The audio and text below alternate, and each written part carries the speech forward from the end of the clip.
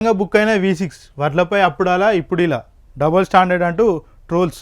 ఉస్రవెల్లిలా రంగులు మారుస్తున్న V6 channel బండారం మరోసారి బయటపడింది.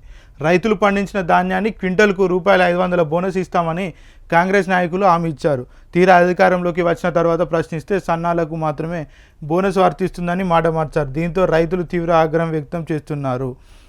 యాసంగిలో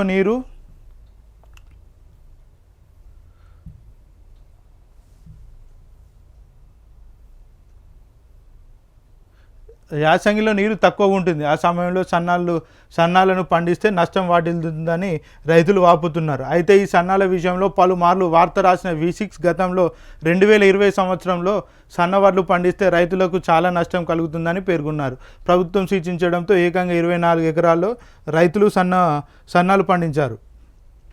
ఎకరానికి 10,000కు పైగా అదనంగా ఖర్చు పెట్టాల్సిన పరిస్థితి వచ్చింది.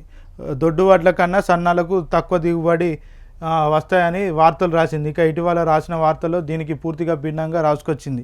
సన్నాలను పండించడానికి సర్కార్ ప్రోత్సహిస్తుందని ఫ్లెట్ ఫిరాయించింది. రైతులకు క్వింటాల్ మీద 500 బోనస్ ఇస్తూ రేషన్ షాపుల్లో కూడా సన్న బియ్యాన్ని పంపించేయడానికి ప్రభుత్వం ఏర్పాటు చేస్తుందని రాసుకొచ్చింది. ఏ ఎండకు ఆ గొడుగు పడుతున్న V6 వ్యవహారాన్ని పలువురు సోషల్ మీడియా వేదికగా పంచుకుంటున్నారు.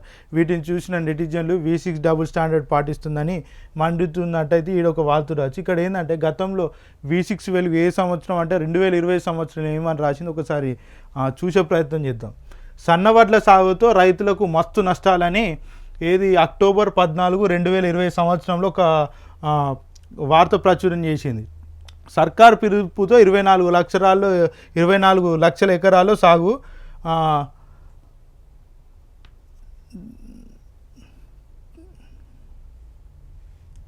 ఎకరాకు 10,000కు పైగా అదనపు ఖర్చు, దొడ్డు రకాలతో పోలిస్తే తగ్గిన దిగుబడి అయితే ఇక్కడ ఒక వార్త రాసిర్రు. అంటే సన్నవడ్లతో సాగుతో రైతులకు మత్తు నష్టం అని అయితే 2020 సంవత్సరంలో రాసినటువంటి V6 పేపరు ఇవాళ మే 22, 2024 అంటే సంవత్సరంలో అంటే ఈ సంవత్సరం నిన్నటి తేదీన రోజు రాసింది ఏంటంటే సన్నాలకు ఊతం సన్నవడ్లు సాగుకు సర్కారు ప్రోత్సాహం అట. సన్నాలకు ఊతం సన్నవడ్ల సాగుకు సర్కారు ప్రోత్సాహం, క్వింటాలకు ₹500 బోనసు, రేషన్ షాపుల్లోనూ పంపిణీ చేసేందుకు ఏర్పాట్లు, ఇన్నాళ్ళు డిమాండ్కు తగ్గట్టు లేని సన్నాల సాగు, ఇదే అనుగుణంగా సన్న బియ్యం రేట్లు పెంచుతామన్న వ్యాపారులు అయితే ఇక్కడ వార్త చూస్తున్నాం. ఈ రెండింటికి డిఫరెంట్ ఏంటంటే అప్పుడు వచ్చిన నష్టాలు ఇప్పుడు లేవు రైతులకు సన్న బియ్యం పండిస్తే.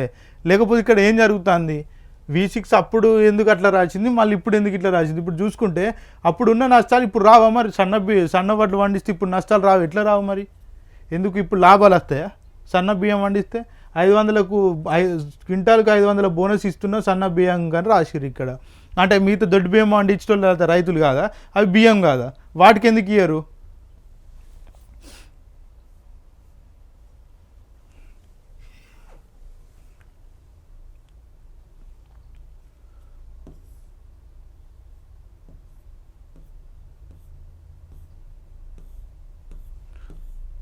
ఇంకొక వార్త చూసుకున్నట్టయితే TSRTC పేరు మార్పు. కాంగ్రెస్ ప్రభుత్వం TSగా ఉన్న పేరును TGగా మారుస్తూ నిర్ణయం తీసుకున్న సంగతి తెలిసిందే. ఈ నేపథ్యంలో అన్ని ప్రభుత్వ రంగాల సంస్థల పేర్లను మారుస్తుంది.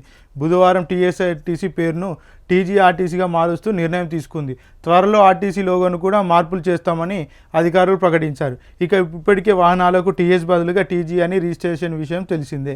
అదే తెలంగాణలో చూసుకున్నట్టయితే పేర్లు మార్పులు కానీ లేకపోతే వీళ్ళేదో కొత్తగా పెట్టినట్టు, వీళ్ళేదో కొత్త క్రియేట్ చేసినట్టు, వీళ్ళకు కొత్త ప్రయోగించి ఎత్తికి పెట్టుకున్నట్టు వివరిస్తుంది అయితే రాష్ట్ర ప్రభుత్వం అయితే వివరిస్తుంది. అయితే ఇప్పుడు చూస్తే తెలంగాణలో జరిగేది ఏంటంటే ప్రజాపాలన అంతా గాలికోలు పెట్టి అక్కర్రాని పనుల మీద ముందర పెట్టుకున్నారు. ఇప్పుడు చూసుకున్నట్టయితే తెలంగాణ ఇప్పుడు TSకు TGకి పేర్లు మార్చుడు కానీ, ఇంకా చూసుకున్నట్టయితే వాళ్ళు పెట్టిన ప్రాజెక్టుల పేర్లు మార్పు కానీ, పథకాల పేరు మార్పులు కానీ, ఇవన్నీ చూసుకుంటే ఏంటంటే జనాలతో అవసరం లేకుండా వాళ్ళు ఏదైతే చేద్దాం అనుకున్నారో ఒక నియంత్రణ పాలన ఎట్లా ఉంటుందో అట్లా వ్యవహరిస్తున్నది ఈ కాంగ్రెస్ ప్రభుత్వం.